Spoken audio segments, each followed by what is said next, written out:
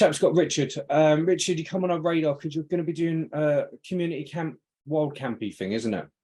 That's right. Yeah. So I suffer with complex post-traumatic stress disorder. And over the last few years, probably I found being out in nature and the countryside, mainly the woodlands, really helps my mental health, helps me kind of cope, if you like, sometimes. So initially got into just kind of spending days out in the woods, and then got into wild camping, and I do hammock camping. Okay. Because Yeah, you know I'm a wild camper anyway. So is one of the other guys. yeah. Absolutely. I've kind of gone for the hammock direction rather than Okay. tents, purely because I feel it makes me feel more connected to the woodlands and to the nature that we're in.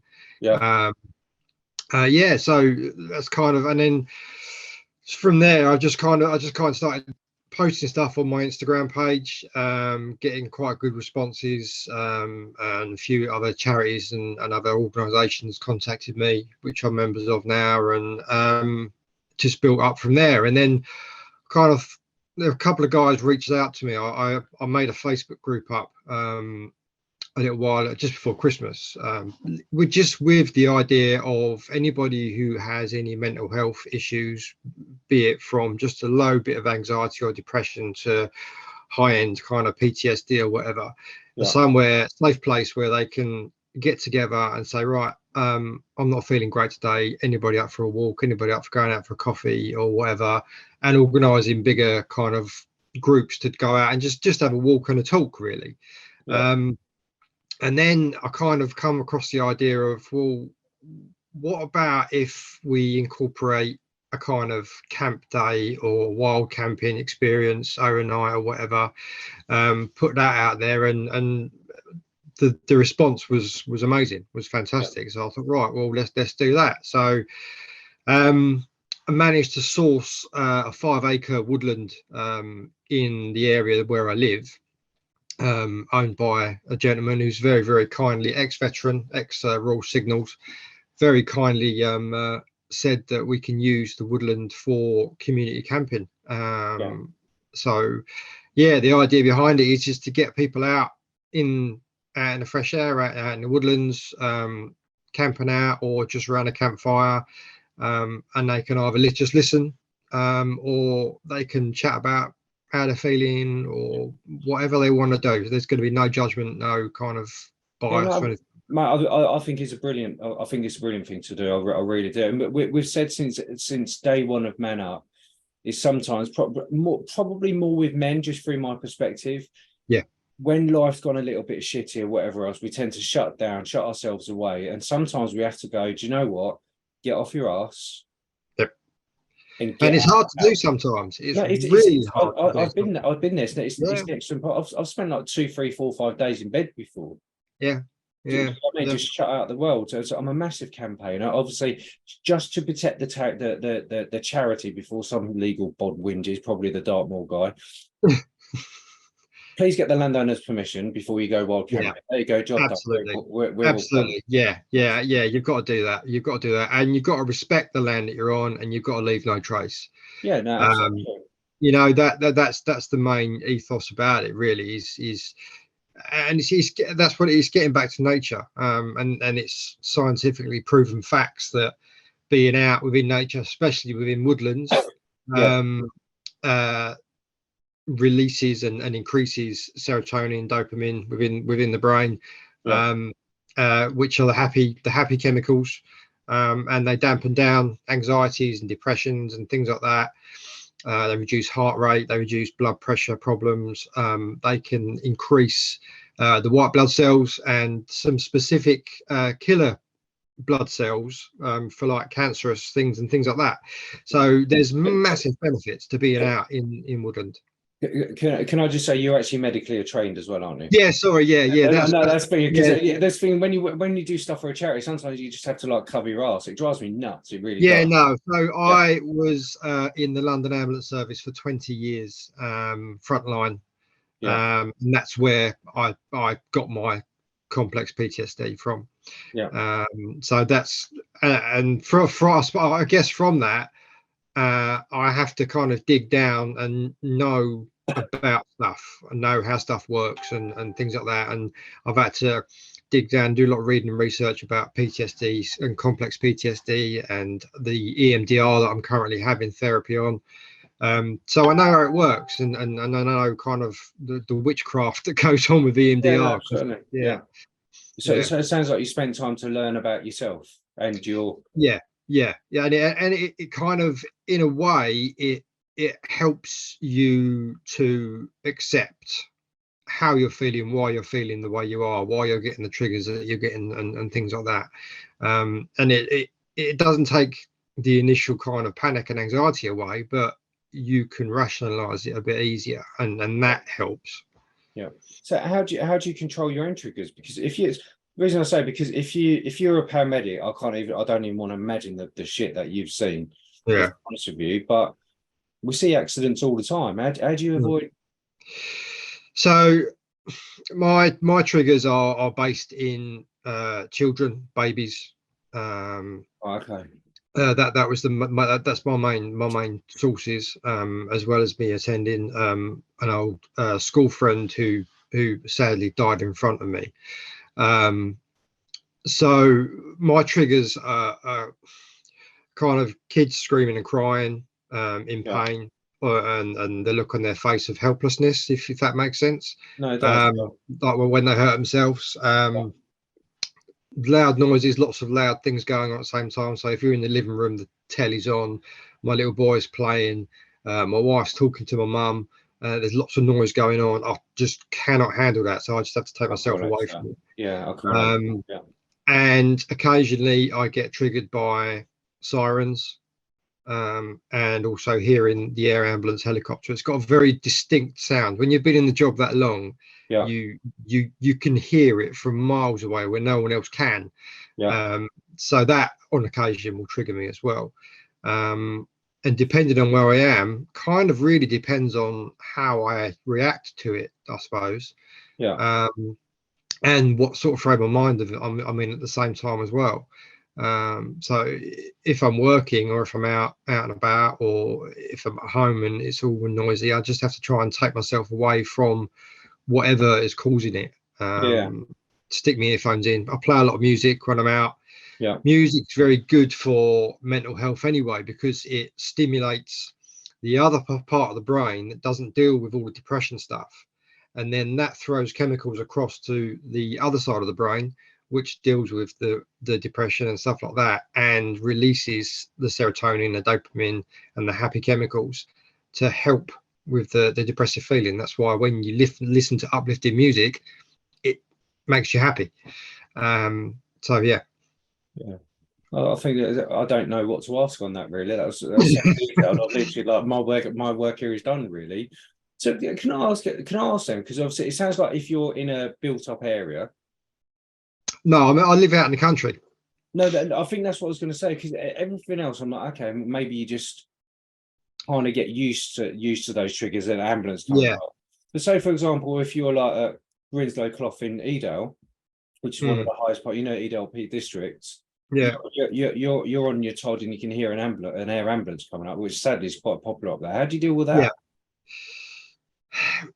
It's that would be. I don't want to trigger you, by the way. No, not at all. That would be, you go back to your grounding techniques. You go back to your five senses.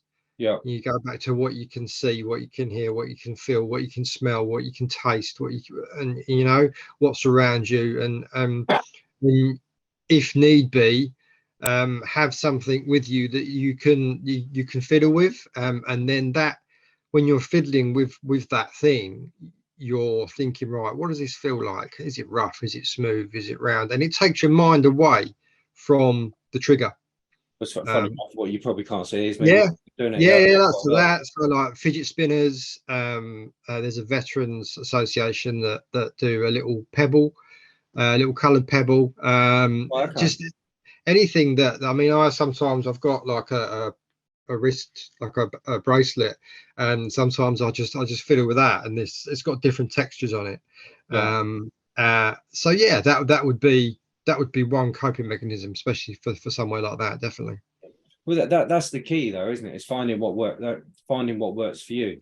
Yeah, everyone's different, so it is an experiment at the end of the day. But yeah. No, exactly. Well, that's the thing, and this is like as MANUP as a charity, we don't ever give advice. We just talk to people like you, and you say what works. If it works for you, that's also a legal get around as well, because we're like, well, we've not given advice, and you're only talking about what you do. Yeah. Trying to hope that other people take something from it. Do you get what I mean? It's just 100%, 100%. Like with me, for example, if someone sat there with a fidget spinner, I'd have to leave the room. It would drive me absolutely nuts. Yeah. So I know that's not going to work for me. But you know, sitting here just twiddling a pen or we've had people do wild camping, we've had people do paintball, and we've had people. We've had someone start a knitting club before. Yeah. And do you know it's all about focusing your mind on something, and that's the other thing. Going back to the wild camping is, you go somewhere with one thing in mind, to find a spot, to make sure that spot is okay for you to camp in, and then you start getting your kit out, you start putting your hammock up or your tent up, you put a brew on, you know, you think, right, I've got to go and collect some wood or whatever to make a fire and stuff like that, and it focuses your mind on that thing. And while you're doing that, you're also getting the input from the forest, you're getting the input from the trees, you're getting the phytosides which the trees give off, which give you that good feeling. So yeah, it's good to have something to focus on, and that helps with day to day as well. Because it's funny, because I'm going back up to Edo at the end of the month. I won't say the exact same days, because obviously I don't want people to come. I want to go on my own. But even the wife, she's just, I think we're watching like a YouTube video. I might have been watching Craig or something like that. You know Craig from East Anglia Bushcraft, don't you? Yeah. Craig, I was camping with him a little while ago, a couple of weeks ago. Good lad. He's a good lad. I won't say the location where we clearly had permission to do it, but anyway. But my wife's just like, you're going there, you're going to be all right. Watching these videos, I was like, and some of the slopes are like this, and she's just like, does that not terrify you? I went, no, it means that it teaches me to trust myself and what I'm capable of. Do you get what I mean? She's just like, okay, that's it. I mean, a lot of sometimes mental health, it will give you an invisible boundary, a visible wall, if you like. And if you don't push yourself past that, then it's that by pushing yourself past that first boundary, that line, crossing that line, that helps you to get better. And knowing that you can push yourself and stuff, that in itself, when you push yourself to do something that you wasn't sure you could do, it gives you a natural high. So that's good as well. And I think that's something I can only speak through the blokes that I've spoken to. But I think it is just, obviously, I think as a human race, more so with men, I think we're forgetting what we're actually capable of. I think men need to test themselves. They need to be with other blokes and all of this kind of stuff. We need to be tested as human beings. Definitely. I mean, I've had a couple of guys contact me so far, that have come out with me wild camping, that would never have dreamed of doing it beforehand, let alone with a stranger or even by themselves. But because they've seen me be quite on Instagram and Facebook, they feel that it would be a safe place for them to be. And I never put pressure on people, you know, and that's what this community camping thing's about. There's going to be no pressure on anyone. If you just want to sit and just chill out and just observe, that's fine. But if you also want to say, oh, I've had a rough week or whatever, it's fine. You know, you can just offload it. It's all about the key thing with when someone has got an ill mental health of some description, and they're talking to someone, someone that they're talking to has to listen, not to interfere, not to put anything into it. Just listen.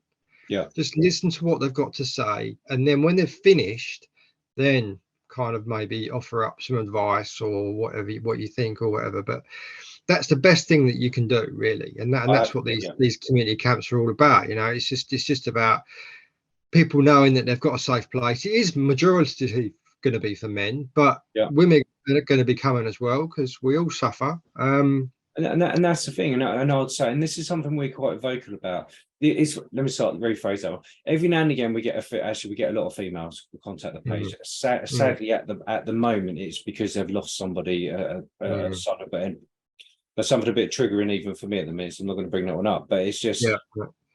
But when we get contacted by females, it's just like, oh, I know I'm not a male. So actually, most men have a woman in their life, one way or another. Yeah, I think where I'm going with this one, this is why it's important. Yeah, we should look out for the people with whatever mental health issue, problem, illness. Yeah, absolutely. Actually, let's not forget the people who are also in their lives as well. And just say, it's a massive ripple effect. It is a massive ripple effect. A massive ripple effect, yeah. It is. It affects the whole family. It affects friends. You know, it affects work colleagues. It affects a lot of people, and that's what people don't realise. And my wife, Lisa, has been extremely supportive. We met in the ambulance service, so she's got a medical background as well. Yeah, she's above and beyond what would be expected of a wife. You know, she's unbelievable. Yeah. But there's no help out there for her. Yeah, you know, as a carer for me. You know, and she does. We do have conversations sometimes, and she does find it difficult at times. And she's always on high alert, looking for triggers or anything, or thinking, is it too loud in here, or whatever for me. Yeah. So yeah, like you say, the women that are contacting you, they are really just as affected as the fellas. Yeah, absolutely. And I think the only way we can combat that, I don't know if that's the right word, of just, do you know what? Yet again, something else I'll preach from day one, especially in a straight relationship, is when a bloke starts acting a bit weird, different, peculiar, whatever buzzword you want to do, if they're just not their normal selves, the woman will normally pick up on it. And when she picks up on it that he's a bit rude, he's just being a bit of a twat sometimes, because you know, it's like when we shut down completely, we can just cross like a twat. Yeah, absolutely. But then what happens is she'll start to doubt herself. And when a woman starts to doubt herself, she'll speak to her friends, or even worse, she'll speak to her mum. Yeah. And then we've got a relationship problem, because everyone gathers around her saying, it's not you, it's not you, it's him. Do you know what? Just tell your besties or the person you're with, something's just not right. And do you know what? I've got no problems about saying to Faye, my wife, do you know what? Everything's doing me head in, I need to go away for a couple of days. And she's like, she's like, text me to make sure you're not dead, or she always says not dead or hanging off a mountain. I don't know why she has to say it exactly like that. But, you know what I mean? But it's being honest. I don't need to say to her like, oh, this invoice hasn't been paid, or this blah blah blah. I don't need to give her too many details. I'm like, I just need to get away for a couple of days. See, I do that, but it's taken me a very, very long time to do it and not feel guilty and feel like I'm being selfish and feel like I'm very much old school, need to be the provider, need to be here to look after everyone all the time. And I suppose that comes from the ambulance service as well. Yeah, no, exactly. Always putting myself kind of second. And it's taken me a very, very long time to go out on these wild camps by myself. And not feel guilty or selfish for doing it, or being, while I'm out there, thinking, oh, I've got to get back soon, you know, because like she be wondering where I am. She probably don't give a shit though. Really, probably don't give a shit. Because I say to her, I'll say to her, right, I'm gonna go on an overnight this weekend or whatever, and she'll be like, yeah, great, no worries, off you go, have fun, because she knows that's what I need. Exactly. And it's now been said by my psychiatrist and my doctor that it's assisting with my therapist. It's assisting with my recovery. Yeah. So it's not like I'm going out on a jolly for the night. It is part of my healing process. Absolutely that. And you know, like I said, if it works for you, then it's not wrong. Yeah. Yeah. That's right. So just because I've got to go in a minute anyway. I always try to end the video. It feels a bit scripted now, and I don't mean to be. Let's face it. If someone's watching this, Peter, it doesn't really matter what would you say? If something we've said has triggered them, it might not even be the right word, but what would you say? If you've been triggered by something that we've spoken about today, and you're not aware that you've got mental health issues, or you're feeling a bit out of sorts, first port of call would be to speak to your doctor. Yeah, absolutely. If you've got the trust that you've got with your other half or someone close to you, a friend or whatever, then speak to them as well, because they might have noticed something, a change in you, and not said anything and been a bit kind of worried about it. And if you say to them, I'm really sorry if I've been a bit off lately, I'm not feeling great, and that will spark a conversation and be like, oh, yeah, I did wonder why you was a bit snappy the other day and whatever. Yeah. What's going on? And that opens the conversation. But if you're feeling really, really bad and you've been really triggered and you're having high anxiety and depression and stuff like that, and thoughts and worst case scenario voices, GP every time, or you can self-refer to the NHS IAPT self-referral mental health site, which is IAPT. On NHS. I'll do the whole taggy stuff on all of that. Yeah, and that they're really, really good. They'll get back to you really quick. Or failing that, if you can't get through to your GP, you do 111 option 2, and that gets you straight through to a mental health nurse who will speak to you. Right. So yeah, there's lots of options there for you if anything that we've discussed has triggered you, or if you get triggered in any other time. Absolutely. Thank you very much for your time, mate. I think that was more than welcome, mate. More than welcome. Let me do the record thing. Bear me 1 second.